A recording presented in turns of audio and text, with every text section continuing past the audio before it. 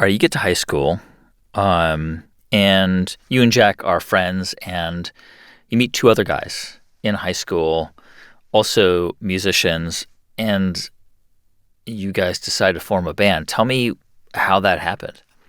Yeah, Rian was in this other really cool band. This is Rian Dawson. Yeah, Rian, our drummer, was already in another band, and he was definitely the sort of the most accomplished drummer of our like age group, of our grade. Like he was really competent and good. And you know, at that age, there's a lot of kids that are just learning, and there's limitations, and we kind of saw him as like, okay, you can actually like make some real music with this guy. And but he was playing in a band called, I think they were called Boredom, and spelled dumb, D-U-M-B, obviously. And they were doing the high school talent shows and stuff like that, and we just kind of went like, we need this guy. How do we get this guy? So I think Jack started sort of working away at him. Like, I think they had a couple classes together, and they'd talk about, again, like the bands they liked, the music they liked, what they had in common, and it was enough to eventually convince him to come over and bring his drums and set up with us. And it was just immediately, it was a good vibe. You know, it was just one of those things where I think we were all wanting to play the same kinds of songs, and that just clicked. And so before we knew it, we had three, and then we knew we needed a bass player. And Zach went to a different high school, but we met him through a mutual friend. And it was basically like we heard he played bass, but we also heard he was an amazing skateboarder. And so he came over, we skated, we played some songs. We saw that he played with his fingers and not a pick, and we were like, that means he's legit. and it was kind of, then he did like a kickflip, which we couldn't do, and we were like, this guy's in. He's amazing. Wow. And it was kind of, that was sort of the introduction to all four of us. It was just, we started hanging out more and more, and we realized that when we got together and played, it sounded the most like a put together band that we'd ever sounded like, having jammed with a few other people and friends and whatnot. But there was a chemistry there, and we sounded okay. You know, you could make some songs out, and it kind of locked in.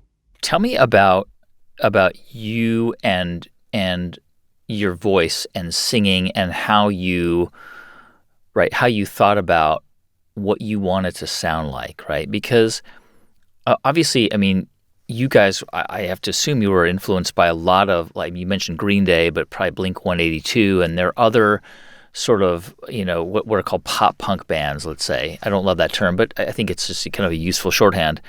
And there was a sound. There was like a DIY sound. You didn't have to sound like Celine Dion to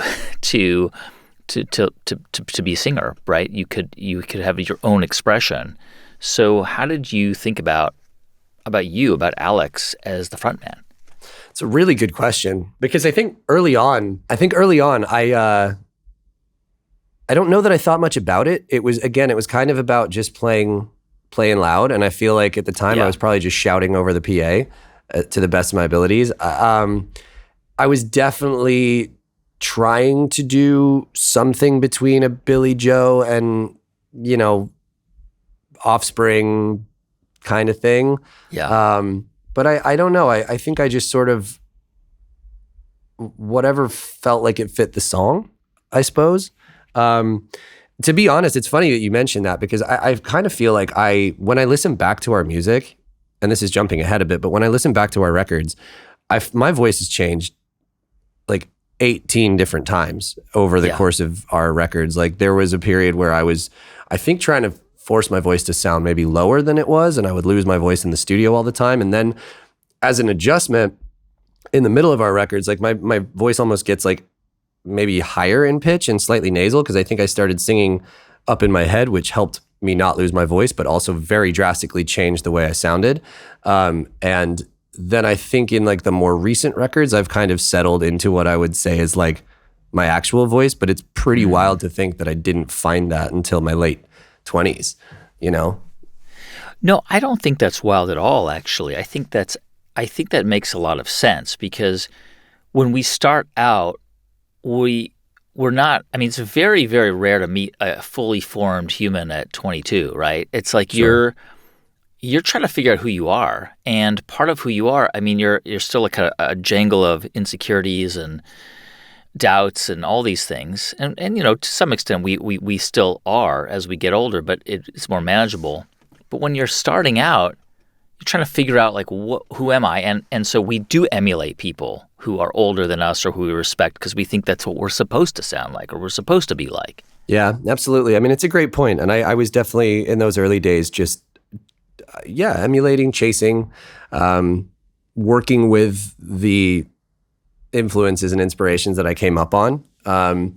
And sort of, I think, it was a bit of an impersonation at times. And then it sort of rounded out into, oh, this is my voice. This is how I sound. So you guys form a band. You call yourselves All Time Low, which I think is a lyric from a song. I can't remember the name of the band. Yeah, right? It was a Newfound Glory song.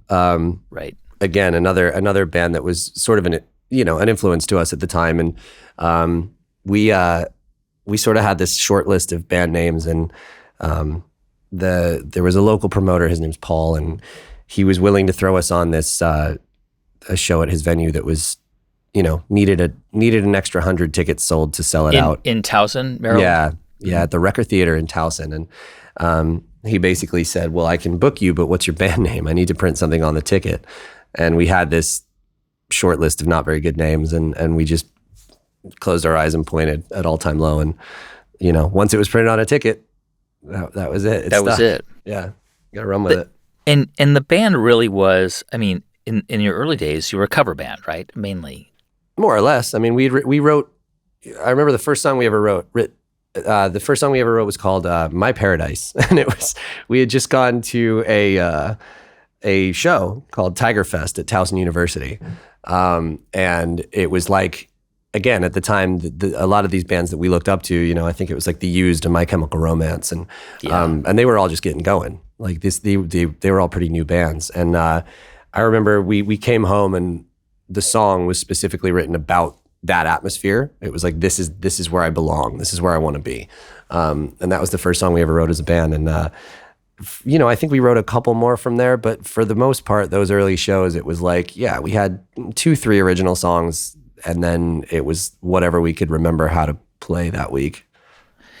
This was in like 2003 when you guys formed, and did people know you guys as a band? Like, because the chronology is kind of crazy to me, because within or even maybe less than a year since, from forming the band, you're a high school band. You're basically sophomores in high school, and you get signed to a label. It was a small label, but still, like, there was somebody who thought, okay, these guys have potential. They can sell records. I'm going to make an investment in them.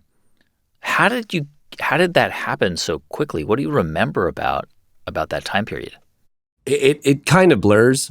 But yeah, I mean, it did happen quick. We, from the moment we formed, I think the big thing that stood out was that we were just really determined to get in with the other bands. Because to be fair, there was a pretty good local scene in Baltimore at the time. There were some older bands. There were a lot of other bands in the high school circuit, I guess. And playing the VFWs and the church halls and the very DIY shows where you didn't need to get in good with a promoter. You could just kind of like rent a space for $100 and then sell your own tickets, and it was squared away. And so there was this really interesting DIY scene happening that we recognized early on and said we need to get in. And so we made some friends with those bands that were doing that. And I think the thing that stood out was that, any given weekend we could pull, 100 to 500 people from our school and like fill up a room. And wow. At an early, I think it was just people wanted something to do. I don't even know that it was our music or our band specifically at the time, but like we established this thing that I think people quickly caught on, that like, oh, there's something happening here. There's on any given weekend, there's a sold out show at like one of these tiny venues. But it's all being done by high school kids. And I think, that caught the attention of this guy, Matt, who had a little startup label called Emerald Moon. And he was financing local bands and getting them in with this producer, our first producer ever, Paul Levitt, who's based out of Baltimore. And he essentially kind of financed our first recording sessions. And we went in and made a proper full length, which is absolutely bonkers to think about now that we wrote 11 songs in a few weeks. And it sounded okay. It sounded all right. And like going to high school class, like going to class and when you would like, you'd perform, right, on like a Friday night to 300 kids in your high school, singing, I don't know, Welcome to Paradise or whatever, you're just like jumping on the stage and then you go to school Monday. And were you like, what was that like? Were you, were people like, dude, that was amazing. That was incredible. Like, were you kind of a little bit of a rock and roll star in your high school? No. No. To be completely honest, no. I think like, it was just, again, like it was just something to do. I don't think anybody really looked at it as like, these guys are different. Like, there wasn't like a mystique to it. It was just, we were all buddies. And it was just like, we'd come in with like X's on our hands and the wristbands from the venues and stuff. And it was just kind of like another school week. But then it was all of us talking. By Wednesday, everyone was talking like, okay, is there a show this Saturday? Yeah, How did you, I mean, for such a young, and it's amazing because you guys are still together, you're still friends, and we'll talk about that because, I mean, it's remarkable. You guys have been a band for 20 years, and you're still so young, and you're all friends, and, like, you haven't killed each other, and you don't have massive egos. And I think part of that's probably because you had a slow, kind of a slow and then a fast burn. But at that time, like, you were also had to be really disciplined, like, I mean, you mentioned that, you try to gig as much as you can and get on these, and meet other bands and perform. But like that requires a certain level of discipline for such a young group of guys. Like you're 15 years old. I mean, how did you make sure that the four of you rehearsed and got together and were organized? And was that you? Was that somebody else in the band? Was it just all four of you? What explains that? Because, you weren't necessarily that interested in schoolwork, right? So there's like different ways of being disciplined. But when it came to the band, like it sounds like you guys really took it seriously. We really did. I mean, especially once we hit that point of recording a record and feeling like we had some support externally. Our families were very supportive, but I mean in the sense that like Matt came along and then we found a producer and things like that. And that sort of started validating it and making it a bit more real. And I give a ton of credit to Jack. Jack was extremely determined. And I think myself as well. We sort of just had our blinders on, and it was fitting, I think, because like you mentioned, neither one of us at that point were super interested in what we were doing in school. And a lot of the focus by like 10th, 11th grade was really like, okay, we can do this. Other people are doing this. There's other bands that are not that much older than us that are coming out of high school, college, whatever, getting signed and going on the road. Like this is a thing that you can do. Because it at first it feels a little bit like a fever dream and like you don't know how to manifest it. You don't know how to put the pieces together. It's just like something that happens.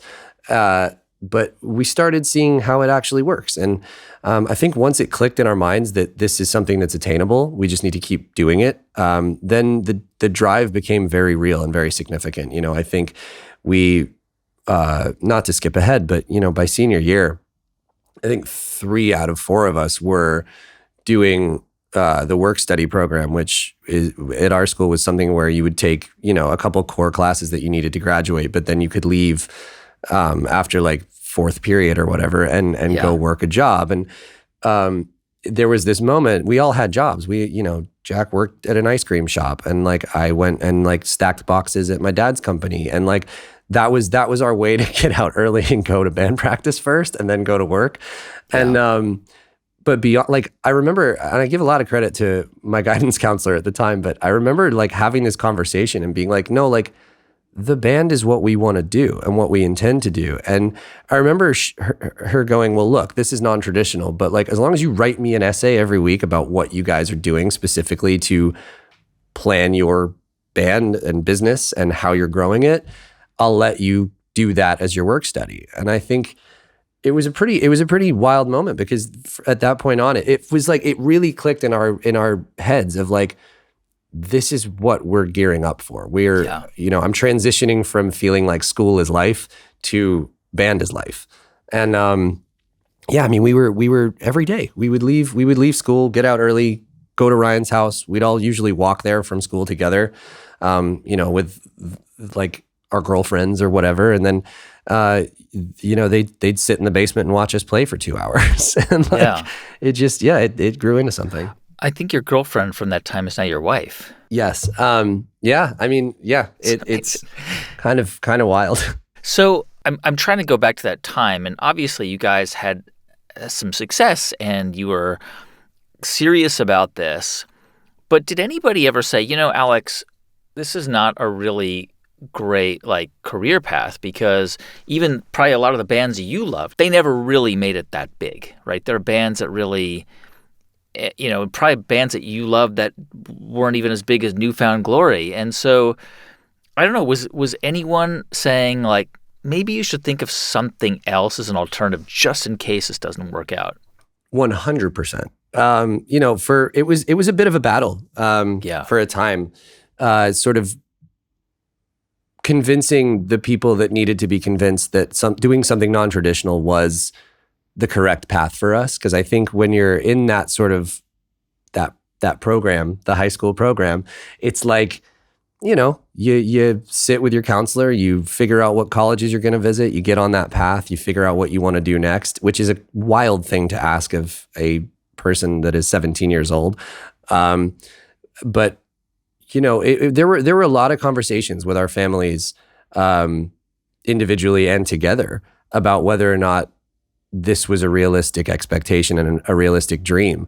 I think all of our parents kind of struggled with the idea that we didn't want to go to college. We didn't want to do those visits. I didn't want to apply to colleges. I just went, no, when I'm done here, I want to go live my life. I don't want to continue this. This isn't right for me. It doesn't fit what I love, and it doesn't fit my passions right now.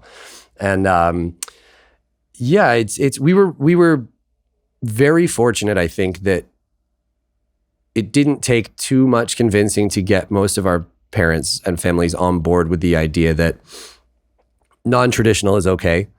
And we were so young that swinging for the fences at that point in time wasn't going to be a be all and end all. I think it was my dad, bless him, who basically sat everyone down, the adults, and said something like, look, we'll give them a year, we'll give them 2 years. If they screw this up, college is there, the other routes are there, we can bail, they'll figure it out.